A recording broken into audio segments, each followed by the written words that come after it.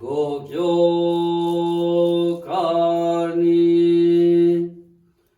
혼문노 간진계수노 다이목구 히로무르요리와 호카나카리 게리 온문노 간진계수노 다이목구 히로무르요리와 호카나카리 게리 物流街道日銭商人お示しのご教科でございます。यो गो教科लाई नेपालीमा अर्थ लगाउँदाखेरि सनातन मार्गको मर्म बीज रोपणको ओदायमोकोलाई प्रचार गर्नु बाहेक अरु केही छैन. In English, there is nothing else but to spread the odaimoku of the seed sowing as the essence of the primordial gate. बुझ्यो खाइदो निश्चय सोनिनले सिकाउनु भएको गोक्योका रहेको छ. यसलाई आज अलिकति उल्था गर्न थोरै गाह्रो भएको हुनाले होन्मोनलाई सनातन मार्गको रूपमा होन्मोन भनेको लोटस सूत्रमा शाक्यमुनि बुद्धको स्वरूपमा नभएर सनातन बुद्धको स्वरूपमा दिनुभएको शिक्षा 8 वटा च्याप्टरहरुलाई हामी होन्मोन भनेर बुझ्ने गर्छौं. सनातन बुद्धको शिक्षा, प्राइमोर्डियल बुद्धको शिक्षा को खान्जिन, त्यसको एसेन्स, यो सनातन शिक्षाको एसेन्स भनेको गेसुनो ओदायमोको, मनमा बुद्धत्वको बिउ रोप्ने, बीजारोपण गर्ने ओदायमोको, अरु कुनै ओदायमोको हैन. बुद्धको एनलाइटनमेन्टलाई झल्काउने वा अरु कुनै नामुम्यो होरेन्गेक्यो धेरै छन्, तर जीवको चित्तमा बुद्धत्वको बिउ रोप्ने गेसुनो ओदायमोको प्रचार गर्नुभन्दा, हिरोमुरु योरी प्रचार गर्नुभन्दा, विस्तार गर्नुभन्दा होका नाकारी केरी, यो भन्दा बाहेकको अर्को छैन, केही पनि हैन. त्यसैले सनातन बुद्धको शिक्षा, सनातन मार्गको एसेन्स भनेको गेसुनो ओदायमोको, मान्छेको चित्तमा बुद्धत्वको बिउ रोप्ने ओदायमोको प्रचार गर्नु हो. यो भन्दा अर्को छैन भनेर खाइदो निश्चय सोलिनले यो गोक्योकाको मार्फतबाट हामीलाई ओदायमोकुमा मात्रै विश्वास गरेर ओदायमोकुकै अभ्यास, ओदायमोकुकै प्रचार, लोटस सूत्रको बुद्धको सम्पूर्ण शिक्षाहरूको एसेन्स रहेको हुनाले त्यसकै निम्ति हामीलाई प्रोत्साहन गर्दै हुनुहुन्छ. यो होन्मुन सनातन शिक्षाको ओदायमोको को विषयमा कुरा गर्दाखेरि आजको गोक्योकाको मार्फतबाट हामी के हौं, ओदायमोको के हो, हामीले किन जप गर्छौं, हामीले माप्पोमा किन यसरी नै जप गर्नुपर्छ भन्ने चीजहरु आजको गोक्योकाको मार्फतबाट सिकाउँदै हुनुहुन्छ. हामीले जप गर्ने ओदायमोको नामुम्यो होरेन्गेक्यो कुनै साधारण ओदायमोको हैन. अरु धेरै संस्थाहरु छन् जसले नामुम्यो होरेन्गेक्यो जप गर्छन्. नेपालमा हेर्नुभयो भने केही उदाहरणहरु तपाईहरुले भेट्न सक्नुहुन्छ जो पहिलेको समयदेखि नै जप गर्दै आएका छन्. अस्ति हामी बर्थडे पार्टीमा जाँदाखेरि त्यहाँ जप गर्दाखेरि एकजना मान्छेले के भन्नुभयो, 30 वर्ष अगाडि मैले रेयुकाईमा हुँदा नामुम्यो होरेन्गेक्यो जप गरेको थिएँ, आज फेरि जप गर्न पाएँ. भन्नुको अर्थ नामुम्यो होरेन्गेक्यो धेरै मान्छेहरुलाई थाहा छ, तर हामीले जप गर्ने ओदायमोको नामुम्यो होरेन्गेक्यो उनीहरूले जप गरिरहेको ओदायमोको भन्दा बिल्कुल फरक छ. के फरक छ? हामीले जप गरेको ओदायमोको नामुम्यो होरेन्गेक्यो लोटस सूत्रको 8 वटा सनातन च्याप्टरहरुमा आधारित छ. सनातन बुद्धले दिनुभएको शिक्षामा आधारित छ. सनातन बुद्धले जोग्यो बोधिसत्वलाई दिनुभएको ओदायमोको हामी जप गर्छौं. यो यस्तो ओदाइमोको हो जसले सम्पूर्ण जीवको मनमा बुद्धत्वको कारण, बुद्धत्वको बिउलाई रोप्ने गर्छ।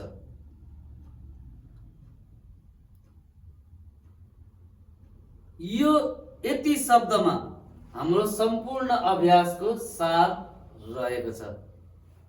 यो के भन्दा लोटस सूत्रको सनातन 8वटा च्याप्टरमा आधारित हाम्रो अभ्यास, जोग्यो बोधिसत्वद्वारा प्रसारित नमो म्योहो रेन्गेक्योको जप हाम्रो अभ्यास, सम्पूर्ण जीवको मनमा बुद्धत्वको बिउ रोप्ने ओदाइमोको नमो म्योहो रेन्गेक्योलाई अँगाल्ने जप्ने हाम्रो अभ्यास।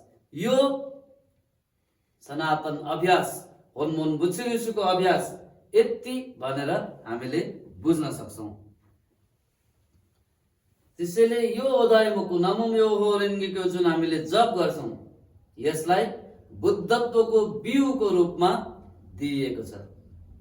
सनातन शाक्यमुनि बुद्धले आफू बुद्ध नहुँदाखेरि आफू पनि हामी जस्तै बोम्बु हुने बेलामा गर्नुभएको अभ्यास यो नमो म्योहो रेन्गेक्योको जप हो। र यो जप गरेर उहाँले प्राप्त गर्नुभएको बोधिलाई जापानिजमा इचिनेन सान्जेन पनि भन्ने गरेको छ। 30,000 वटा संसार एक क्षणमा, भनेको संसारभरिमा भइरहेका सम्पूर्ण कुराहरू, सम्पूर्ण फेनोमेनाहरू एक सेकेन्डको सोचमा सबै चिज कनेक्ट भएको छ। एउटा अणुमै ब्रह्माण्ड रहेको छ, एक क्षणमै सबै चिज रहेको छ भन्ने चिज उहाँले रियलाइज गर्नुभयो। यो धर्म, यो सत्य उहाँले रियलाइज गर्नुभएको भए तापनि यसरी सिधै भन्दाखेरि, अहिले जसरी हामीले व्याख्या गर्यौं त्यसरी व्याख्या गर्दा यो धर्मले कसैलाई पनि बचाउन सक्दैन। यो कुरा बुझेर कोही पनि बुद्ध बन्दैन, कसैले पनि आफ्नो दुःख पार गर्न सक्दैन। त्यसैले यो धर्मको शक्तिलाई डिरेक्टली एक्सपिरियन्स गर्न सक्ने, डिरेक्टली धारण गर्न सक्ने गरेर उहाँले नमो म्योहो रेन्गेक्यो भन्ने यो एउटा मन्त्रमा यो बोधि, यो इचिनेन सान्जेन भन्ने रत्न राखेर जोग्यो बोधिसत्वलाई दिनुभएको छ। भविष्यका मानिसहरू जसले अभ्यास गर्न सक्दैनन्, जसले बोधिको संसार बुझ्न सक्दैनन्, जसले आफै अभ्यास गरेर यहाँसम्म आउन सक्दैनन्, उनीहरूलाई यो दिनु, घाँटीमा लगाइदिनु। सानो सानो बच्चालाई घाँटीमा रुमाल लगाइदिए जस्तो, र उनीहरूले यही अभ्यास गरून् भनेर जोग्यो बोधिसत्वलाई लोटस सूत्रमा बुद्धले दिनुभएको छ। यो बोधिसत्वलाई दिनुभएको ओदाइमोकुबाटै हामीले अहिले अभ्यास गर्दै गरेको ओदाइमोकु नमो म्योहो रेन्गेक्यो आएको छ। उहाँ नै जोग्यो बोधिसत्व निचिरेन शोरिनको रूपमा जापानमा जन्म लिएर त्यो समयमा बुद्धले दिनुभएको ओदाइमोकु हामीलाई बाँड्नु भएको छ। त्यसैले हामीले जप गरिरहेको नमो म्योहो रेन्गेक्यो जप गर्ने अभ्यास कुनै सेरेमोनी मात्रै, कुनै सिम्बल मात्रै होइन। बुद्धले प्राप्त गर्नुभएको बोधिको संसारमा डिरेक्टली जोडिने अभ्यास हो। बुद्धले प्राप्त गर्नुभएको बोधि उहाँले नमो म्योहो रेन्गेक्यो रूपी बीजमा परिणत गरेर हामीलाई दिनुभएको छ। त्यसैले निचिरेन शोनिन जापानमा जन्मिनु भएको पनि कुनै एक्सिडेन्टल चिज होइन, कुनै आफै भएको चिज होइन। बुद्धको योजनाको पूर्णता हो, सिद्धता हो। बुद्धलाई लोटस सूत्रमै भनिसक्नु भएको थियो, जोग्यो भविष्यमा पूर्वमा जन्म लिएर सूर्य उदयको ठाउँबाट सही धर्म, सद्धर्मको प्रचार फेरि सुरु गर्नु भनेर त्यसमै भनिसकिएको थियो। त्यसैले हाम्रो अभ्यास नामुम्यो रेङ्गेक्यो जप गर्ने जम्मा 7वटा अक्षर एकदम सिम्पल जस्तो देखिएला, जसले पनि गर्न सक्छ। अभ्यास भनेको त अलिकति गाह्रो हुनुपर्ने भने जस्तो लाग्ला, कति सरल शिक्षा दिएको भने जस्तो लाग्ला, अलि गहिरो दर्शन भएको पनि त हुने भने जस्तो लाग्ला। तर यो नामुम्यो रेङ्गेक्योको जपको अभ्यास सरल भए तापनि यो भूत, वर्तमान, भविष्य तीनटै अस्तित्वमा रहेका सम्पूर्ण बुद्धहरूको शिक्षाको सार हो, सम्पूर्ण बुद्धहरूको गुरु हो, 10वटै दिशामा रहेका बोधिसत्वहरूको गाइड हो। यो यस्तो सरल बाटो हो जोबाट सम्पूर्ण जीवहरू बुद्धत्वसम्म पुग्न सक्छन्। यो भन्दा महत्त्वपूर्ण अर्को केही पनि छैन। त्यसैले यो सरलता भनेको कमजोरी नभएर गहिराईको, करुणाको गहिराई यसले देखाउँछ। खोला छोटो सानो भयो, घुँडासम्म आउने खोला, खहरे खोला छ भने एकदम त्यसले ठुलो आवाज ल्याउँछ। तर नदी जति शान्त हुन्छ, जति गहिरो हुन्छ, त्यति नै शान्तसँग बग्ने गर्छ। त्यसैले सम्पूर्ण जीवलाई बचाउन सक्ने ओदाइमोको नामुम्यो रेङ्गेक्यो एकदमै सिम्पल छ। त्यसैले यो ओदाइमोको जप, यो ओदाइमोको प्रचार प्रसार हाम्रा निम्ति भ्याउँदा गर्ने, नभ्याउँदा नगर्ने, गर्दा पनि हुने, गर्दा पनि नहुने कुरा होइन। ओदाइमोको भएकाले हामी विश्वासीहरू छौँ। त्यसैले ओदाइमोको प्रचार प्रसारमा कहिले पनि हेलचेक्रै नगर्नु।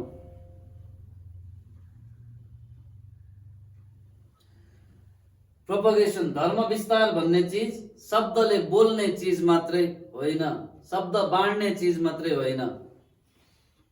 धर्म विस्तार भनेको आफूले पहिले जप गर्ने नामुम्यो रेङ्गेक्यो, बोल्दाखेरि करुणाको भाव राखेर, उसको दुःख अलिकति भए पनि कम गर्छु भन्ने भाव राखेर बोल्ने, सही शिक्षाको निम्ति सदैव अडिग रहने, गलत शिक्षाको अभ्यास हुँदैछ भने यो गलत हो भनेर भन्न सक्ने हिम्मत राख्ने र मानिसहरूलाई दुःखबाट छुटाउँछु भन्ने भाव राखेर हामीले धर्मको विस्तार गर्छौं। त्यसैले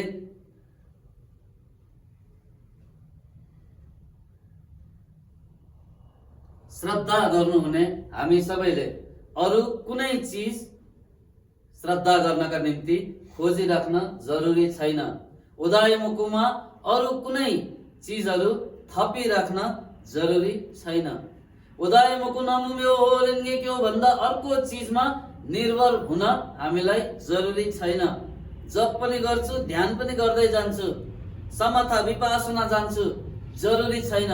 ओदाइमोको नामुम्यो रेङ्गेक्योमा मात्रै पूर्ण श्रद्धा राखेर अभ्यास गरे पुग्छ। त्यसैले यो ओदाइमोको नामुम्यो रेङ्गेक्योको जप भनेकै सनातन मार्ग हो। सनातन बुद्धको समयमा हजारौं करोडौं वर्ष अगाडिबाट सुरु भएको अभ्यास हो। त्यसैले श्रद्धापूर्वक जप गरियो भने, करुणा भाव राखेर धर्म विस्तार गरियो भने, सही धर्मलाई हिम्मतका साथ अँगालेर राखियो भने यो नै बुद्धत्वसम्मको सिधा बाटो हो। यो नै मप्पोमा हामी विश्वासीहरूको गर्नुपर्ने कर्तव्य हो। त्यसैले अल्छी नगरिकन, हेलचेक्राइ नगरिकन हरेक दिन जप गरौं, हरेक दिन धर्मको विस्तार गरौं। यो नै लोटस सूत्रको, सनातन शिक्षाको सार हो। यो भन्दा अर्को केही पनि छैन भन्ने बुझ भनेर खाइदो निस्सेन सोनिनले आज हामी श्रद्धालुहरूलाई सिकाउनु भएको शिक्षा रहेको छ। युएनी गोक्यो कानी ओन्मोन्नो खान्जिन गेसुनो दाइमोकु हिरोमुरु योरिवा ओका नकारी केरी ओमोन हप्पोन सोकेन जोग्यो सोदेन होन्निन गेसुनो नामुम्यो